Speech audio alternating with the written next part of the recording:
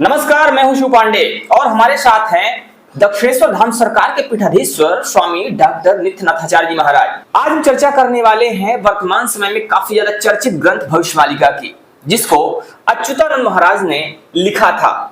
16वीं शताब्दी में लिखा गया ये ग्रंथ काफी ज्यादा चर्चा में है और इस समय भविष्य को लेकर लिखे गए इस ग्रंथ की बहुत ज्यादा चर्चा हो रही है। तो आइए बात करते हैं डॉक्टर नित्यनाथाचार्य जी महाराज से और जानने की कोशिश करते हैं कि आखिर इसमें जो बातें कही गई हैं वो क्या है और इनका आज की दृष्टि से क्या महत्व है। गुरुजी प्रणाम। आशीर्वाद। आजकल एक ग्रंथ की चर्चा बहुत ज्यादा है जिसको भविष्यमालिका कहा जाता है। तो भविष्यमालिका के नाम से चर्चित इस ग्रंथ की अगर आज के दृष्टि से बात करें, चूंकि भविष्य को लेकर यह ग्रंथ लिखा गया था, 16वीं शताब्दी में लिखा गया था और अच्युतानंद दास जी महाराज ने लिखा था इसको, तो इस ग्रंथ को आज के परिप्रेक्ष्य में देखा जाए तो इसको आप कैसे देखते हैं? आज के परिप्रेक्ष्य में ये जो उसमें लिखा हुआ है वो बिल्कुल सत्य घटित होता दिखाई दे रहा है। हाँ, क्योंकि उसमें लिखा हुआ है जो 16वीं शताब्दी का ये ग्रंथ है और उस समय जो है पंच सखा हमारे जो उस समय के ऋषि मुनि के स्तर के ये विद्वान थे, संत थे, तो वो उनका एक समूह बना हुआ था प्राचीन ऋषि मुनियों का, जिन्हें पंच सखा के नाम से जाना जाता था। और वो लोग अपनी तपस्या एवं ध्यान साधना से ऐसे जो है चिंतन आविष्कार और लेखन करते रहते थे। ऐसे इन्होंने कुल जो है लगभग 318 ग्रंथ लिखे हैं, जिसमें एक भविष्य ये आपकी भविष्यमालिका भी उसमें तो अगर हम बात करें अच्युतानंद दास जी महाराज की, तो उन्होंने 318 ग्रंथ लिखे हैं। उनके पंच सखा ने पंच सखा ने 300 से ज्यादा ग्रंथ लिखे हैं, जिसमें एक भविष्यमालिका भी है। और भविष्यमालिका आज के परिप्रेक्ष्य में काफी कुछ कहती है, काफी कुछ बताती है।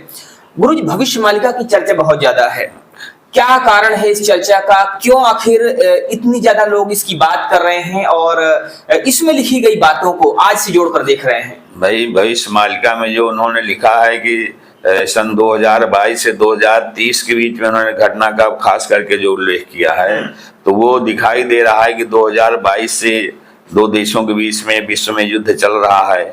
हाँ, और इधर 2-3 वार फ्रंट खुल चुके हैं। हाँ, अब कुछ जो है कुछ देशों में जैसे उन्होंने विश्व युद्ध के साथ साथ गृह युद्ध भी दिखाई दिया है। हाँ, तो कुछ देशों में काफी देशों में गृह युद्ध के भी हालात बने हुए हैं। हाँ, तो अब इसमें जो उन्होंने दिया है कि 2022 से 30 के बीच में एक बहुत कोई बड़ी घटना घटित होगी, अर्थात तीसरा विश्व युद्ध की भी उन्होंने कल्पना व भविष्यवाणी किया है। तो वो लक्षण सारे दिखाई दे रहे हैं। गुरुजी, आपने तीसरे विश्व युद्ध की बात किया।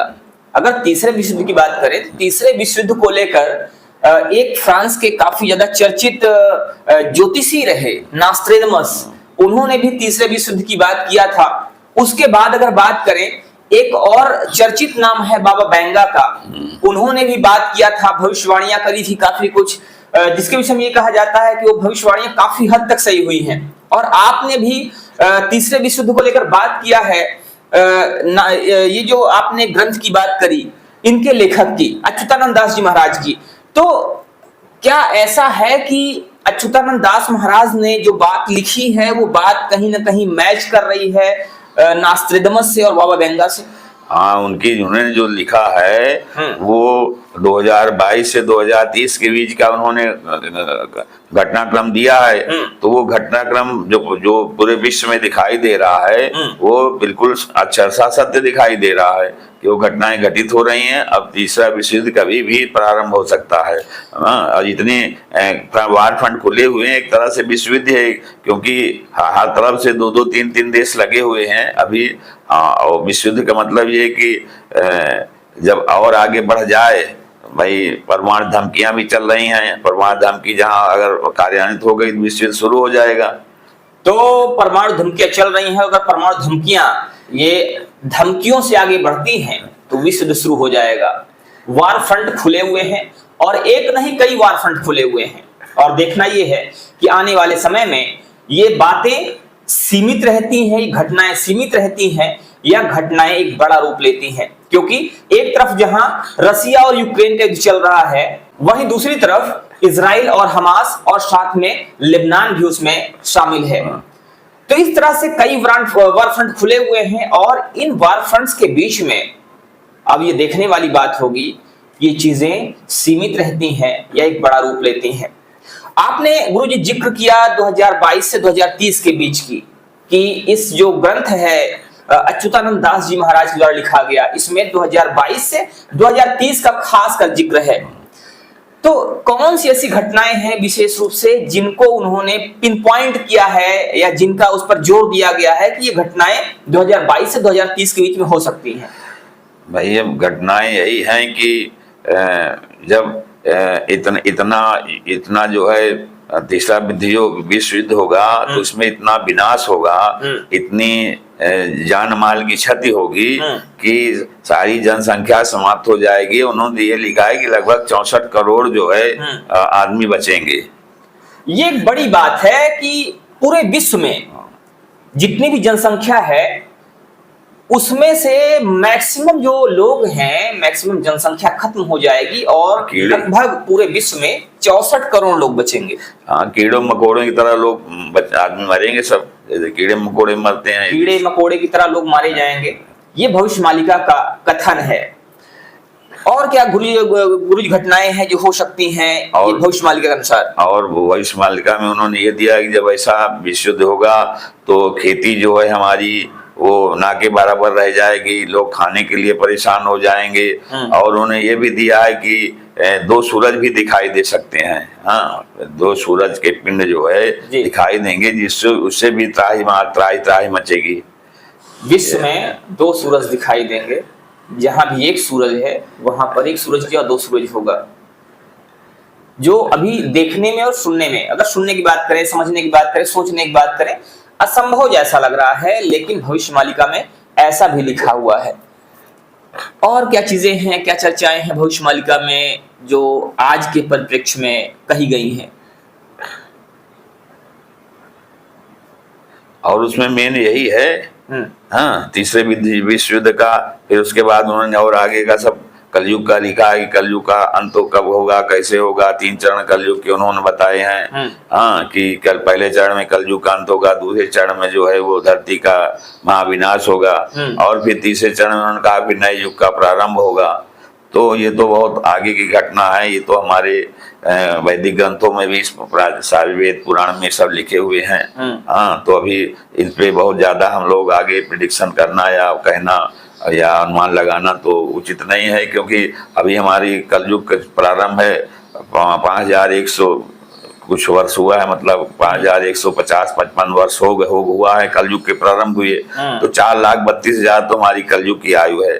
हाँ, तो अभी तो ये सब चल रहा है। तो फिलहाल जो हमारा 2022 और 2030 के बीच उनके भविष्यवाणी है, तो उस पे हम लोग जो है चिंतन करते हैं, चर्चा करते हैं, उस पे हम वाच कर रहे हैं। 2022 से 2030 जिस पर विशेष रूप से फोकस किया गया है उस ग्रंथ में, और इसकी चर्चा बहुत ज्यादा चल रही है, क्योंकि ये ऐसा दौरान है, ये ऐसा दौर है, ये ऐसा समय है जिसके विषय में ये कहा गया है कि बहुत बड़े परिवर्तन होंगे। जैसा भी गुरुजी ने बताया कि इसके विषय में कहा गया है कि एक बड़ी प्राकृतिक घटना हो सकती है, और उस प्राकृतिक घटना में बहुत सारे लोग मारे जा सकते हैं, कीड़े मकोड़े जैसे लोग मारे जाएंगे, और साथ ही साथ जो लोग बचेंगे वो लोग भी, उनकी स्थिति जो होगी बहुत अच्छी नहीं होगी। एक बात और कही जाती है कि इस प्राकृतिक घटना में खेती नष्ट हो जाएगी।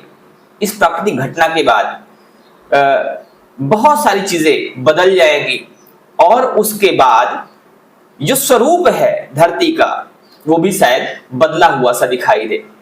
गुरुजी, ये जो ज्योतिष की बातें हैं, जो बातें कही जाती हैं, जो ये प्रेडिक्शन की जाती हैं, तो ये प्रेडिक्शन चूंकि आपने अभी तक जीवन के लगभग 60 से 70 वसंत देखे हुए हैं, क्या लगता है आपको कि इनके कहाँ तक सही होने की संभावना होती है? भाई ऐसा है कि ज्योतिष में तो 100% संभावना रहती है सही होने की, और अगर कहीं थोड़ी बहुत कमी रहती है तो ज्योतिषी कमी रहती है। बाकी जो इनके भविष्य मालिका ग्रंथ में जो उन्होंने लिखा है 2022 से 30 के बीच में, तो वो तो वर्तमान इस स्थिति में हम देखते हैं तो बिल्कुल सही साबित हो रहा है, 100% सही हो रहा है।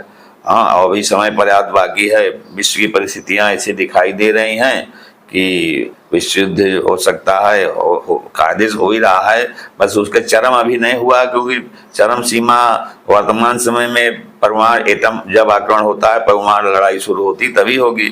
तो अब वो किसी भी कभी भी हो सकता है। तो मेन 2022 से 30 के विषय में जो इनका है वो 100% लगभग सही हो रहा है। बाकी प्रेडिक्शन ज्योतिष का तो बिल्कुल सही रहता है। तो 2022 से 2030 के बीच में भविष्यवालिका ने जो कहा है वो चीजें काफी कुछ सही होती हुई दिखाई दे रही हैं। देखना ये है कि आगे आने वाले समय में इस ग्रंथ में कही हुई बातें कितना साबित होती हैं, कितना सही साबित होती हैं, और स्टेप बाय स्टेप अगर देखा जाए, एक एक क्रम में देखा जाए तो क्या क्या चीजें घटित होती हैं, देखने वाली बात होगी। फिलहाल हम चर्चा फिर से करेंगे इस पे एक नए वीडियो में, और डिटेल में जाएंगे, डिटेल बात करेंगे कि इसमें जो घटनाएं दी हुई हैं उसमें कौन कौन सी घटना किन किन चीजों की तरफ इशारा करती है। मिलते हैं फिर से कुछ ऐसी ही विशेष जानकारी के साथ। तब तक के लिए जय हिंद, जय भारत। श्री राम, जय राम, जय जय राम।